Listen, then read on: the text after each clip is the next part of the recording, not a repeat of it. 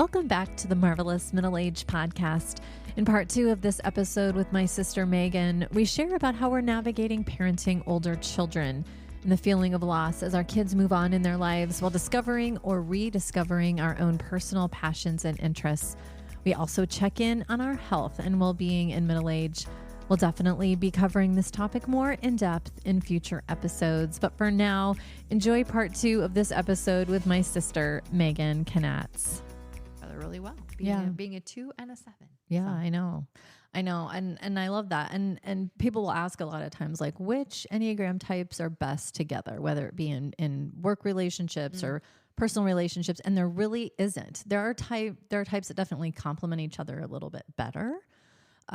Like Riley, your business partner, is a 3, you're a 7. 3s and 7s complement each other really well.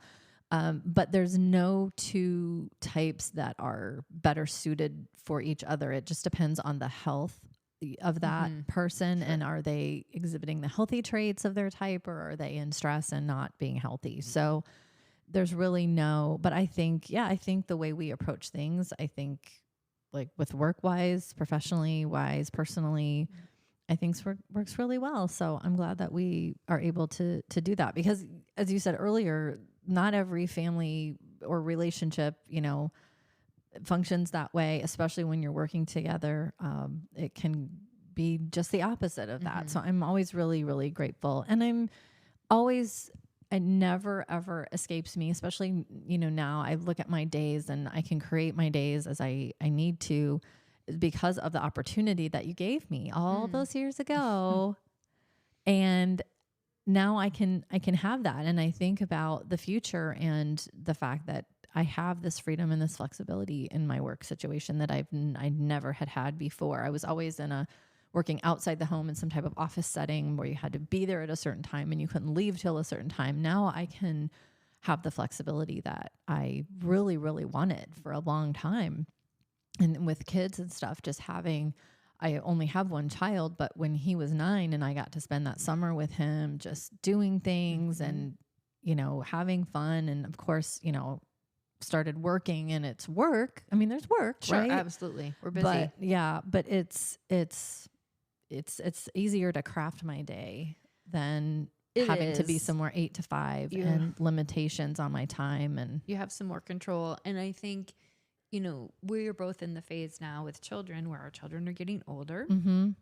But I've found as a parent, and I don't know if any other, men out there listening have found this too, that being home and being available to your child in the teen years, and even as my daughter is an adult and has moved on, that has been huge. Having that flexibility is huge. Yeah. I mean, it is nice when they're little too, but I think, if you are someone who's thinking of changing careers, or is, got children that are younger now or whatever, but you probably have children, if you're listening, more our age, being home with them as they get older is just as nice to have that flexibility, for sure. We both have 16-year-old sons, which, they're driving the cars and they're doing the things, but they still need you. And I, find my son definitely is very, very busy right now with school and activities, and I don't see him until late, but I've been really trying to make it a point. Like, he doesn't roll until 9:30 most nights right now. He's got 3 different big activities going on, but I've tried to make a point of, like, I'm there and awake when he comes home. I'm sitting there. We can have that conversation.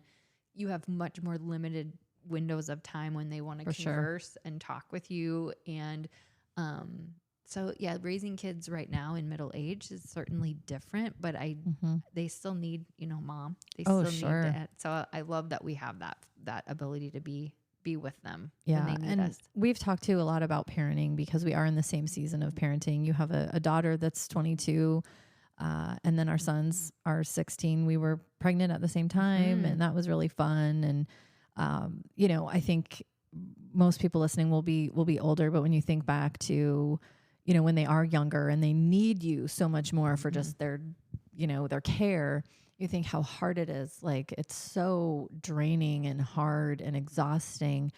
And all the milestones are great. All the stages are great in their own way. They're hard in their own way. And I would say that's absolutely true. I mean, I have a 16-year-old, you have a 16-year-old.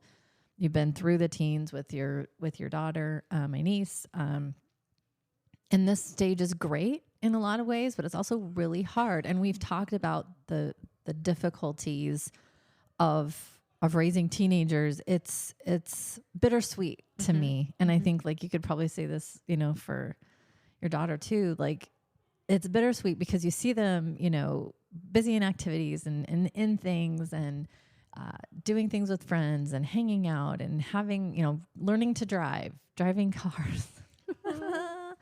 I always said the driving was what was going to do me in, and it has. It literally has taken me to the edge of my anxiety. Like I cannot even tell you. It's just insane for me. But that's I agree. Just me. And you know, I don't get super anxious about that kind of stuff. But like but driving with them makes me really anxious. Like this may be. I don't know if anyone else is out there like this. I feel more comfortable like them driving off alone than me being in the car because I don't want to be in the car to witness what it is they're doing. It is. It's very anxiety producing. And our kids, I think, are good drivers. I don't think they've shown that they're not competent, but it's just very nerve wracking. But this stage, I think, it's bittersweet because you're seeing them do all these things and they are very independent.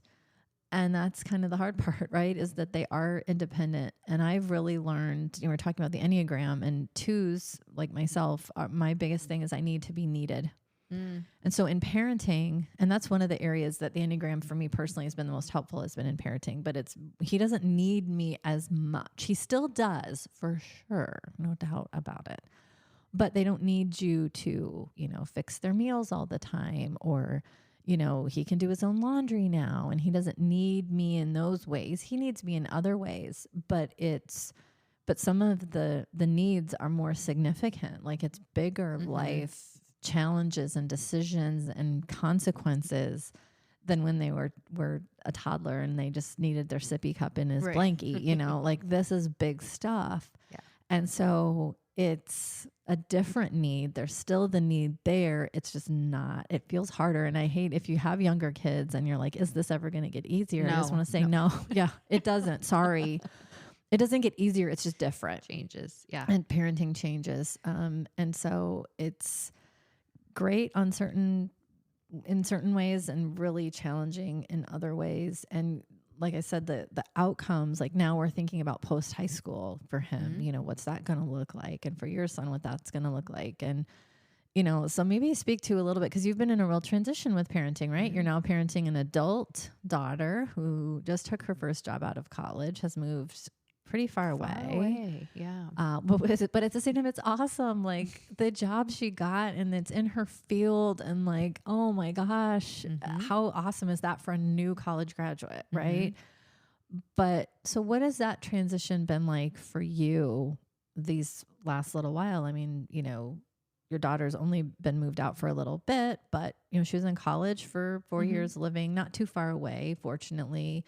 But still, like there's that transition. You see this child almost every single day of their entire life. And then all of a sudden they don't live with you anymore. Yeah. Right. Like that's a huge change. What's that been like for you? It is a huge change. I think, I really had this past summer kind of a sadness around and a feeling of loss for the first time really in parenting. College was tricky at first, but I bounced back pretty fast from that. I remember the first, you know, sending her off was emotional, but then I was at college. I adjusted really, really well. Got to see her. It didn't feel like as, you know, as big of a loss. I think this summer, what I felt was not only I knew my daughter was, you know, going to be moving on and moving away, but my son has really maybe over this last year also kind of grown up and doesn't, for me, it's not them not needing me as much anymore. For me, it is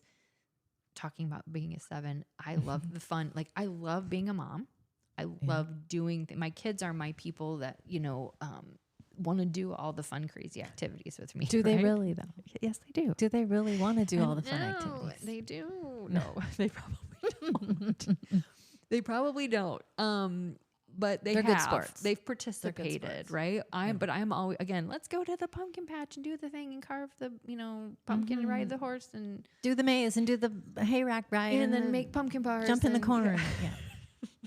eat the fudge, all and then go before to the noon. haunted house. And Yep. nope. And then we'll do it again tomorrow.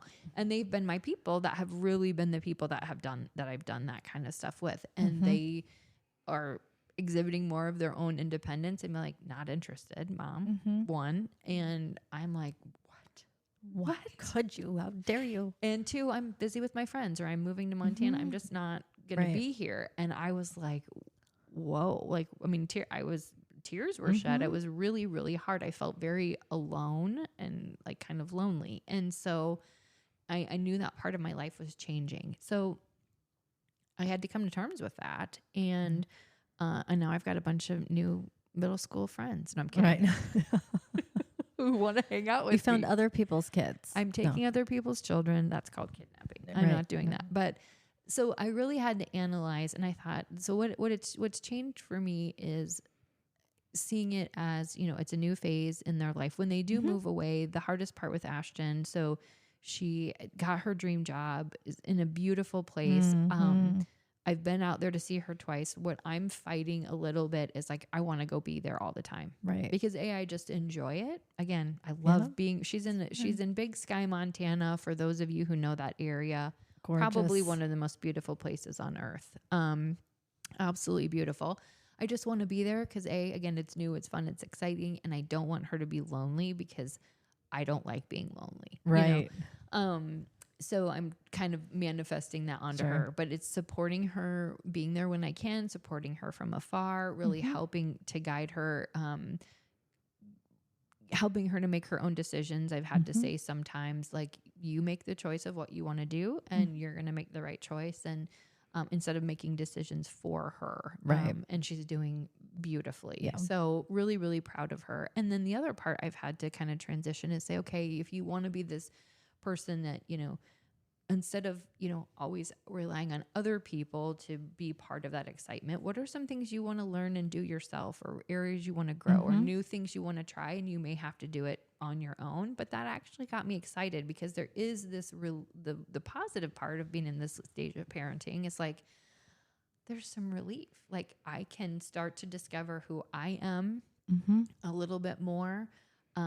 One of the things that I do, you know, I volunteer at the Humane Society, and Jack has been busy. He hasn't, you know, it was a thing I did with Ashton and Jack, my kids, and they've both been busy, and it's not really their thing. Right. It's my thing. Yeah. You're very passionate about animals. I am. And so at first I was like, well, I'm going to have to go there by myself, you know, and I'm like, and I am, and I love it. I was there last night, and I'm like, this brings me so much joy. I can do that on my own and still get the same fulfillment out of it as I would as if they were with me. So I'm learning to do more things by myself that they would have done with me in the past, and trying to really see it as a positive, a little bit of relief, a little bit of weight off the shoulders of the being needed or having to always be there, that I can do some things on my own now. So if you're in that stage of parenting and you're listening, try to, you know, it is hard at first, but it's become a really beautiful thing. That there's some other, you know, things I want to try. I'm not going to start any more businesses, I promise. No, but please, God. I think I signed an oath somewhere in blood that said I wouldn't do that. But no real promises. But I mean, things I want to try, I've learned I've got to, you know, do it. Either I do it by myself and, or I don't do it, you know, make the choice. And I've found the things I'm doing on my own, I'm absolutely been very happy with, you know, and it's just as much fun. So that's been the biggest transition, is finding that all my joy, I can be joyful on my own. I can create my own joy. I can create my own experiences. I can do things for me by myself, and it's great. And do I love doing things with them more? Yeah, I do. Right. It makes those times even more special and significant because you've got them for, you know, whatever time you have, and you're doing whatever it is you're doing, and it makes it really special. And I think that's a very natural thing that happens in parenting. If you're a parent who's really involved in your kids' lives, and then they start growing up and like you said, having their own lives or moving away or spending more time with friends, I think it is kind of natural to kind of look around and go, oh, wow, okay, what did I like to do before? Or are the things I enjoy doing things I can do by myself and I'm okay with that? Or are there other people that I can connect with Shout out to Animal Welfare Friends in Monticello. That's where you volunteer. They need more people. They need volunteers. If you're listening, you live in the Monticello or in the surrounding areas, check out Animal Welfare Friends. We adopted our beloved little doofus Dwight. God. Bless him. We love him. We love him. A quick story. My persuader, my convince. I'm like, you guys, I knew you wanted a cat. We wanted a cat. Yeah, we did. My son really wanted one. I was like, just come to the shelter. Just look. Like whoever goes just to look, right? Right. No. You're going to end up with a pet. And you guys just were so open and gracious and adopted him. And he's a, fantastic cat. But it was a few months of, yeah. He had a couple health issues. If he could have it wrong with him, he did. And I felt really bad. Yeah.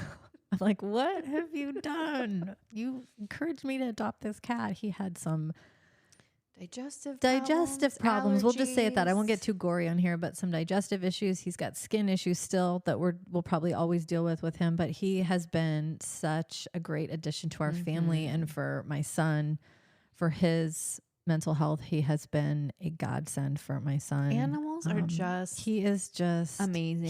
He goes back and forth, I think, like most cats, between being a complete psychopath and being the most loving, cuddly thing. And so he's been that for our family. But yeah, I mean, you're very dedicated and you go there weekly and you take care of those pets, those cats. And I love it.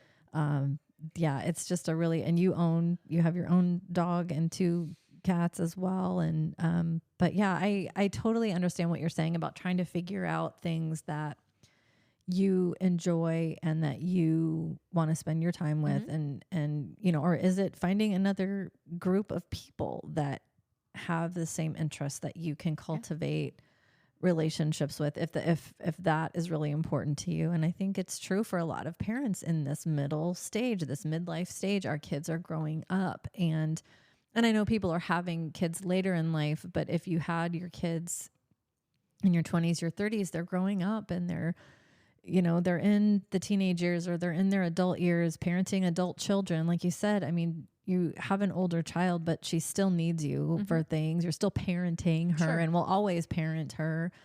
But it just shifts, it changes, it's different. And then it's figuring out who where you want to spend your time now. And is it, pouring more into personal interests and passions that you have? You can focus on your business. You can, not that you've always focused on your business. I don't want to make it sound like you're very much work a lot and you do that. But then it's also saying, well, with some of this extra time I have, what are some things I would like to try? And if you're a person who, wants to try new things or really dig into maybe other interests and passions that you've had and maybe kind of had to set to the side. Yeah. Now that your kids are older, it's just... that's a beautiful thing too, right? That is of the sadness, and that I feel like there truly is for most people a little bit of loss, right? It feels like a loss, however it looks, but there is a beautiful part of it. And sometimes it takes a while to even discover. I know there's a lot of moms I've talked to are like, I don't even know who I am outside of my children. I don't know what I like to do. Right. I don't remember. Right. But I promise you, it will come with time. Give yourself some time. You don't have to figure it out right away. Again, you can align with a new group or do things on your own. And again, if you own a business or work, and I can spend more time on that, and I don't have that mom guilt, so there are really positive things that come out of it too. You can have, I feel like I'm in this moment now of, there's some freedom. I mean, that's the word, that comes to mind. There's a loss for sure, but there's a freedom as well. Right. So. I want to take a kind of a hard left and talk a little bit about, we've talked a lot lately, I feel like, about this midlife stage in terms of our health and just the changes that we're noticing in terms of our well-being. And we could probably do a whole nother episode about this. And I plan to have some experts on that talk about health and well-being in midlife and perimenopause and all that good stuff. It's so fun. But, we've talked a little bit too, because it kind of relates to having more of that freedom and that flexibility to spend on ourselves And that includes taking good care of ourselves. And I think, over the years, you've had different things health-wise. I've had things, but we're recognizing, and we've always known this, but I think it really has been highlighted lately, just how important it is for us to pay attention to our health, get those preventive exams, do all of those things. But just taking really good care of ourselves, what we're eating, how we're fueling our body, how we're moving our body, sleep, managing stress, all the things that we all know to do and just don't always do the best job at. And so share a little bit about, lately I know you've been trying some different eating strategies to deal with some things you're dealing with. What has midlife so far been like in terms of health and wellness? And my overall, philosophy, or I guess feelings about going into midlife is that, I'm just going to be totally truthful and honest. I don't want to, age gracefully. I want to fight it with a bat. Right. Well, I think it's just wanting to be physically able and capable to do the things you want to do. I do. I don't want to slow down, right? I don't want to slow down. I love the beauty industry. I love pursuing, because it's not because I think I have to, or I think there's some, stigma around age. It's because I enjoy, all the things that the beauty industry has to offer. So that would be a fun episode as well. I explored, I lasers, and I've gotten, different injections and things like that. I find it fascinating what can be done to help maintain youth in that area. So I really, really enjoy that. And then as far as my health itself, I have found what I'm feeling in middle age is just a difference in how, especially like how I bounce back from physical activities or long days, or I find that sleep is 100% crucial, where 10 years ago, if I didn't get a good night of sleep, I could make it up the next day and be okay. At 45, if I don't get a good night's sleep, I'm ruined. So I have also found I can't work the way I used to. So what I've been doing for the last, 7 years in the wedding industry are a lot of late nights. And it's very physical work. Goodness. People don't really, I think, understand you're on your feet from, early morning till, midnight, 1 a.m. in the morning. Till 1 a.m. if you're running a wedding. And so I can't do that anymore and function the next day. So I have learned I've figured out ways to, I don't want to work myself to the point of exhaustion anymore because I don't bounce back like I used to. I did, and I do what I have to do. I'm the business owner. I had to run a couple weddings a weekend ago. I did like kind of a 3/4 of a day and then a full day the next day. And I'm not joking.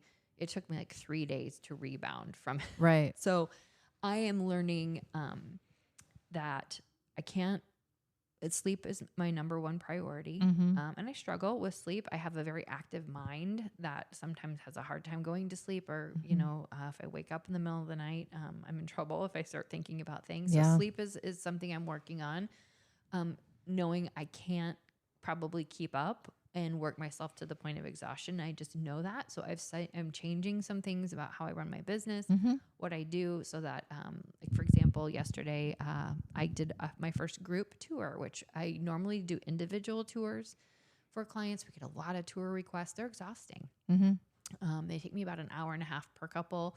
And I was like, I have to figure out something different. I can't, so I did a group tour. It could not have gone better. It was a beautiful thing. So, and I left like, okay, I just got 3 families through the venue and I'm not exhausted. Right. Like I could do that. That was really great. That's duplicatable. Yeah. For sure. I think people in middle age have to look at their life a little differently and stop, berating yourself for not being able to keep up and looking at like, okay, I've got to just shift this. I've got to, how can I make some changes? And because it can get to you when you're like, man, I'm so tired, or I don't feel my best. And then really recognizing what my diet how that impacts how I feel. I'm experimenting with that a lot. I haven't quite 100% figured it out, but I know some things that feel good and that don't feel good. And I want to be working with a nutritionist on figuring out what's best for me, because I think in your younger years, you can get away with that. You know, you can eat a crappy diet and it doesn't really affect you. Right. Not as much. As much, where I notice more now, if I have a lot of sugar, if I don't get a lot of water, I think your body is just more sensitive, and I want to feel good. I want to be active. I want to stay looking young and feeling young. So I'm working on all of those things, and, exercising. I've also, the other last thing I'll say is my mind shift around exercise has changed. I used to think I had to go hard to the point of like, couldn't breathe. Exhaustion. Yeah. And now I'm finding I love being outdoors. So I'm doing more of the things that I love to do physically that don't feel like exercise, that feel like a treat, like going for a hike or a walk or a bike ride or swimming. And I'm like, that's exercise. You don't have to be. Right. You don't have to be, in a gym necessarily. If that's where you really enjoy to work out, then that's great. And you should go there. Or if it's outdoors, I've always said, and the same for myself, is my philosophy is find something that you'll do sustainably and consistently. If you're consistent and it's an activity that you can continue to do, so it's sustainable, right? So if I say right now, I'm going to go out and run 26 miles, you know what? I'm probably definitely 110% not going to be able to do that. Sure. But if I could say, I'm going to go walk X miles, yeah, I could do that. So you have to find something you can do and that you will do. Because people are always like, well, what's the best time of day to work out? What should I do? How much should I do? I mean, obviously, as women, strength training is great for us, for our bones, and for lots of other reasons. Getting outside, like you said, is great. And if it helps you to do it, knowing that I get to go outside and go on this bike ride or this walk or this hike and enjoy the outdoors, it's a double whammy, right? Because you get to be outside doing something you enjoy and you're getting physical activity in. And it doesn't have to be a marathon, right? It can be a nice hike or a nice walk. And that works for you and you'll do that. So I think that's great. I think we definitely need to talk more about this topic. And my intent is that we will, and I will have more episodes around this, because I think it's so important. Of course, the younger you can start with healthy habits is best. Sure. But if you're in midlife and you're like, wow, I really need to get on board with this, I haven't been doing as well as I would like, or, oh, hey, I have maybe this health issue that I need to take care of, or I need to attend to, I need to make some better choices. I think it's absolutely something we need to talk more about, and just be really like open and honest about, where we're at. And especially I'm learning so much more about perimenopause because I'm in it.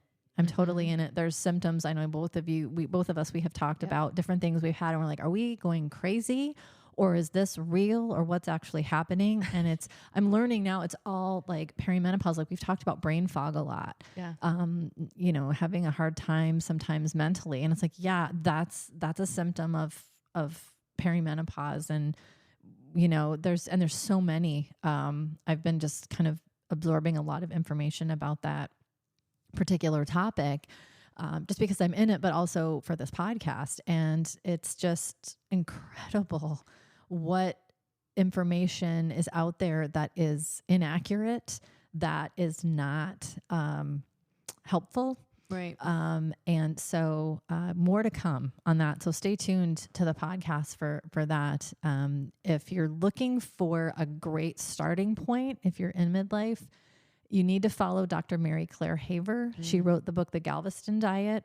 She is like my number, like on Instagram, I follow her. She is just amazing. The information, she backs it up with research. She's just, but it's also really relatable and practical. And I love her stuff. And she would be like a dream guest for me to have on the podcast. She's phenomenal. She has a new book coming out soon. She just did like a cover reveal on her Instagram account, and So I'm super excited to get my hands on that book. I think you can pre-order it now. So I'll put more information about her in the show notes because she's just amazing. I love her. Yeah. But before we end, there's 2 questions I want to ask you. I ask every guest. And I will definitely have you back on because a lot of things we can talk about and it's kind of fun. So we talked somewhat about this, but if you had to articulate like one thing, like what's the best thing about being in this stage of life? Like that just kind of comes to your mind. Like what's great about it? What are you enjoying? What I'm enjoying is the kind of feeling like I've come into my own, right? I mean, I don't have as much, I've known more of who I am, of where I want to go with my life. I've accomplished some things. So I don't feel as unsettled, right? I feel I feel more settled and there's some freedom that comes with that, you know? So I would say, I don't know if I articulated that very well, but you know, you kind of feel it at mid-age, like I know who I am and where I'm going. And I still have goals and dreams of things I want to accomplish, but I don't have as much, you know, uncertainty around the future. And that to me has brought some freedom and some comfort. And I love that feeling. Yeah, that's awesome. Yeah, I totally agree with that. If you had to go back to Megan in her 20s and 30s in those age ranges, what would you tell yourself about this stage of life? What would you say to her? Preparing her for middle age? Yeah. I would say, I would say to her, there is, it's not, you'll feel more settled and you'll feel happy to be at this age. I am truly, I mean, we joke about, I really feel more grounded and more centered at this age than I did in my younger years. So I would say to her, you are going to feel more centered and more grounded in middle age. So don't be afraid of that. You're still going to also though feel like you have a vitality. It's still there. Right. And, so I would say, don't be afraid of getting older. There's so much positivity that comes with it. There's so much freedom that comes with it. So, I would have told her to look forward to it. Yeah. I love that. Yeah. Cause I think when we're younger, it's hard to think about being, 40s, 50s, 60s. It's just not something our brains, I think, can even wrap. Sounds really old. Right. Yeah, it does. And it's not, there's just so much, to look forward to about this stage. So, well, this has been really fun. Yeah. And I'm so glad that you came on. I cannot wait for us to record other episodes in the future.